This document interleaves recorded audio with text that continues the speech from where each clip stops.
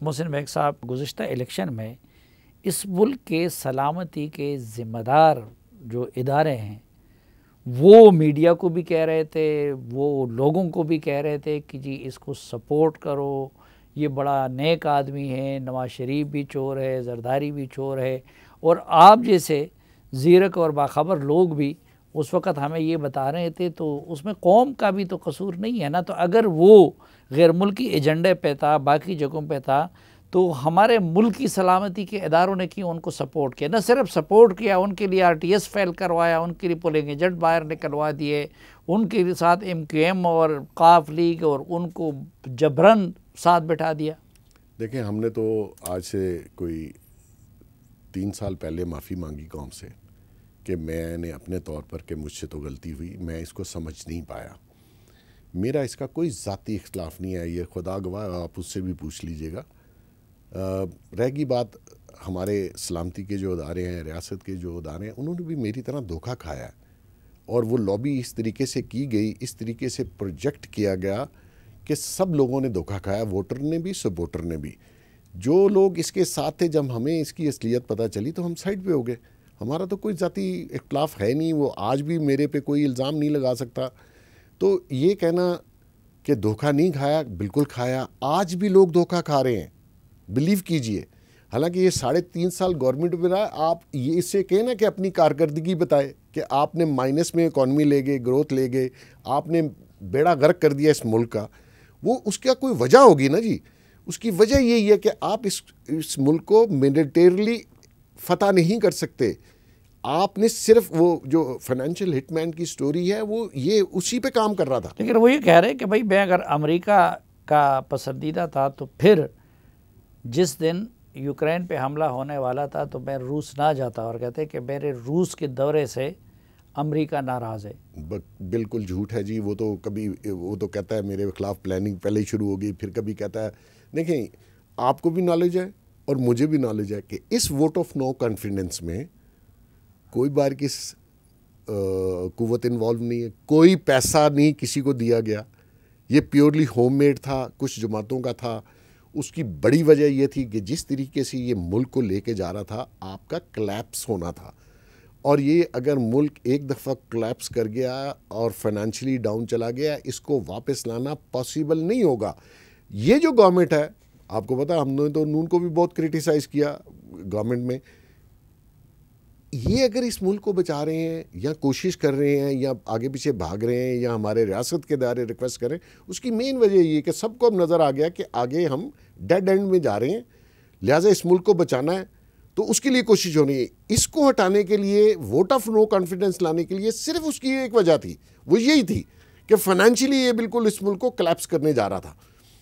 और जब ये कहते हैं कि जी साजिश अमेरिका की है, और ख़ुद ही कहता है कि ये तो मुझे नवंबर से पता था, क्योंकि नवंबर से इसलिए पता था सर कि जो एक शख्स उस चेयर पे था, इंटेलिजेंस हेड जो था, उसकी तब्दीली के बाद खान साहब जो है वो फारिग थे, क्योंकि वो सारा काम, वो सारी हुकूमत वो चला रहे थे। आपके जितने कौमी असम्बली में बिल पास हुए उन्होंने करवाए, पकड़ दकड़, इवन आपका कौमी असम्बली का बजट भी वो पकड़ के बंदों को ला रहे थे। फिर आपके इन्हीं के कहने पे जब इन्होंने इलेक्शन सेनेट का हारा और वोट ऑफ नो कॉन्फिडेंस की बात की, उसमें भी वही शख्स इन्वॉल्व थे। और इनके अपने जो लोग थे, MNA जो इनसे नाराज़ थे, मेरे दोस्त हैं, उनको एक कंटेनर में बंद करके रखा और सुबह लाए कि वोट दो इमरान खान को।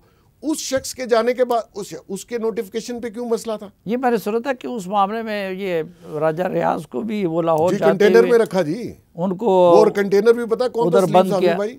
हाँ। वो कंटेनर था जो गुलभूषण के लिए बनाया हुआ है, उसको ट्रांसपोर्ट के लिए, उसमें रखा रात को। और इसके साथ एक और MNA था, इसके कहने पे। अब ये कहता है कि वो लोटा है, आप मेरे साथ ये करें मैं आपको कभी माफ़ नहीं करूंगा। वो इज्जत वाले लोग हैं, अपना वोट लेके आए हुए, कुछ सारे तेरे वोटों से तो नहीं जीते ना। नहीं तो फिर ये अमेरिकी इल्ज़ाम तो झूठा है, तो फिर इमरान का ये इल्ज़ाम फिर दुरुस्त लगता है कि जी मुल्क के अंदर फिर हमारे मुक़्तदर इदारों ने साजिश करके उनको इक़्तिदार से हटाया? बिल्कुल नहीं, वो साइड पे हो गए, न्यूट्रल हो गए। जो सिफारिश, जो इनके लिए सारा दिन रात काम करता था, जिनका ख्याल था कि मैं आगे आके चीफ बनूंगा, वो साइड पे हुए। बाकी इदारों ने न्यूट्रल हुए और पॉलिटिशियंस पे छोड़ा, पॉलिटिशियंस ने इसको गिरा लिया। इतनी सी बात है। ये एक पैसा साबित कर दे, एक उन अदारों की इन्वॉल्वमेंट बता दे जो आप कहेंगे मैं जुर्माना दूंगा। आपको भी नॉलेज है, हमने मतलब रात दिन मेरा यही काम है, कोई कुछ नहीं है, ये कंट्रोल नहीं हुआ, सारा काम उस पर छोड़ा हुआ था, उन्हीं के बलबोते पे ये हुकूमत कर रहा था। अगर वो न्यूट्रल हुए हैं, और आप इसके बयान देख लीजिए, ये अभी भी कह रहा है कि न्यूट्रल को न्यूट्रल नहीं रहने, क्यों नहीं रहना चाहिए भाई? ये सियासत है, सियासतदानों पे छोड़ो, और सियासत से बीट की जा सकती है। मुझे अंदर करके राना सनाउल्लाह, हनीफ अब्बासी, इन पे ड्रगों के केस डाल के आप उससे सियासत और हुक्मरानी नहीं कर सकते। ये सियासत है, आप उसी तरह खेलें। आप मुनाफिक, आप झूठ, आप फ्रॉड, आप झूठे इल्ज़ामात लगा के आप समझते हैं कि मैं पब्लिक को वर्गला के इधर हुकूमत करूंगा, वो नहीं होगा। लेकिन एक बात और की दुरुस्त है ना कि चंद रोज़ कबल जाके मौजूदा इत्तेहादी हुकूमत के रहनुमाओं ने चीफ इलेक्शन कमिश्नर से मुलाकात की, तो वो कहते हैं कि एक मुनसिब के लिए तो ये नहीं चाहिए कि वो इस तरह एक फ़रीक से मुलाकात करें और फिर उनके मुतालबे पे फैसला सुना दें। बिल्कुल ऐसा नहीं है जी, मुतालबा उनका बिल्कुल जायज़ था। 8 साल से ये केस चल रहा है, इसमें इन्होंने दर्जन के करीब लॉयर्स बदले, स्टे लिए, पोस्टपोन किए। अब आप देखें कि जब इनकी गवर्नमेंट थी और यही चीफ इलेक्शन कमिश्नर राजा साहब थे, तो गवर्नमेंट कितनी दफ़ा जाके मिली वुज़रा, वो ईवीएम मशीन्स के ऊपर मिले। ये डस्का वाला जब इन्होंने वो सारे आपको याद होगा धुंध में सारे इलेक्शन कमीशन के आरओज़ उठा लिए और एक फार्म हाउस पे ले गए वो डार जो हैं, और वो फिर मिलने आए कि हाथ हल्का रखें और हमें माफ़ कर दें, सारे मिलने जाते हैं। देखिए इलेक्शन कमीशन का काम ये है कि अगर कोई मिनिस्टर या एक्स मिनिस्टर या एमएनए कोई कंप्लेन या डिमांड लेके आता है तो आपने उसको हियरिंग तो देनी है ना जी। ऐसा तो नहीं हो सकता कि मैं जाऊं और मैं वहाँ कोई कॉन्स्पिरेसी कर दूं, नहीं। ये झूठा इल्ज़ाम है। उन्होंने मेरिट पे फैसला किया। इसको पता था, देखें चोर है, इसको पता था कि मेरे खिलाफ ये सबूत मिल चुके हुए हैं और इसी की गवर्नमेंट में मिले हैं। हाँ, कुछ चीज़ें ये छुपा चुका हुआ है जो कि अब एफआईए निकाल लेगी, तो इसको पता था। इसने पहले ही प्रोपोगंडा उनके खिलाफ शुरू कर दिया, इलेक्शन कमीशन के खिलाफ। उसने क्या ऐसा काम किया है आप बता दीजिए जिसकी वजह से पीटीआई उससे नाराज है, बताएं।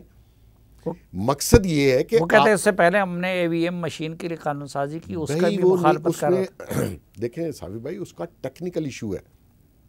आज भी आप ईवीएम मशीन से वोटिंग नहीं करा सकते, उसका सिस्टम मैकेनिज्म टोटली डिफरेंट है और वो इजीली मैनिपुलेट हो सकती है। ये हाँ, तो आरटीएस बिठा दिया गया तो ईवीएम मशीन जो है वो तो इजीली मैनिपुलेट, और एक बंदे ने बनाई है लोकल ने, उसमें मैल फंक्शनिंग इतनी ज़्यादा है, उसमें 47 पॉइंट तो इलेक्शन कमीशन ने नकाइस निकाल के दिए जो कौमी असम्बली में पड़े हुए हैं।